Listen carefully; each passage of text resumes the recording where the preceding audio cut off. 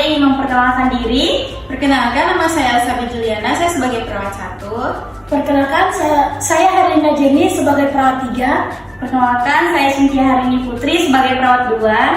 Perkenalkan, nama saya Iyu Yanti sebagai perawat 4. Perkenalkan, nama saya Sofia Jowes sebagai keluarga pasien. Perkenalkan, nama saya Jimmy Kuba sebagai pasien.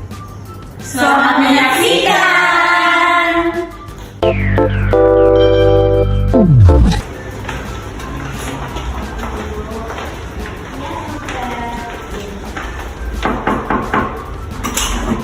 Selamat pagi, Bu.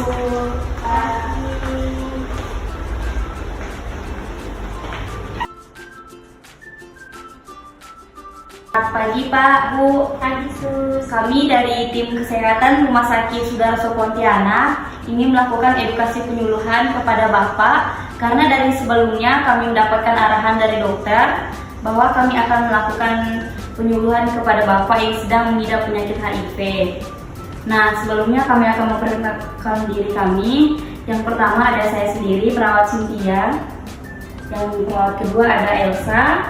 Perawat ketiga ada Jenny dan perawat keempat ada Iin. Apakah kami boleh tahu dengan Bapak siapa? Jimmy Kuba, Boleh sebutkan umurnya Pak? 20 tahun. Ya, nah. Kami akan memulai edukasinya ini selama 30 menit. Apakah Bapak bersedia?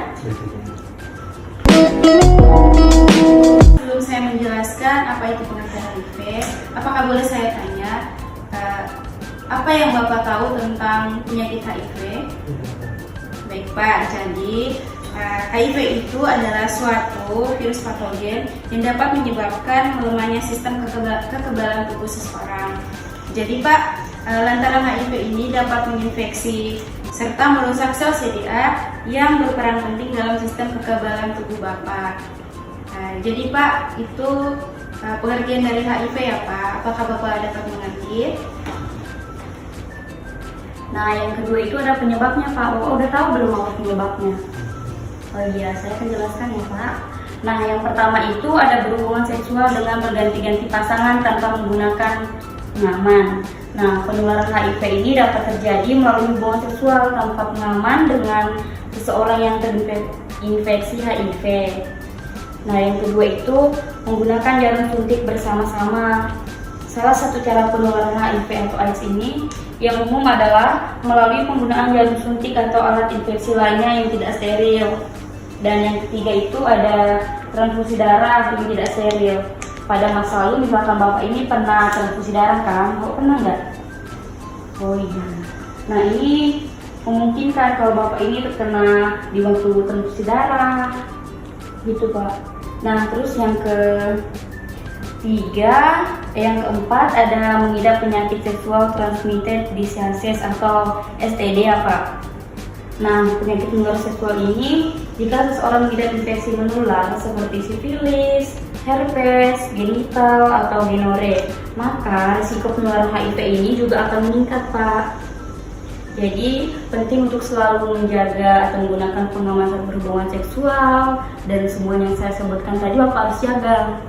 Apakah sudah dimengerti Pak? Baik. Baik Bapak, di sini saya akan menjelaskan tentang gejala-gejala HIV. Apakah sebelumnya Bapak sudah tahu apa-apa saja gejala-gejala HIV? Oke, di sini saya akan menjelaskan gejala HIV ya Pak.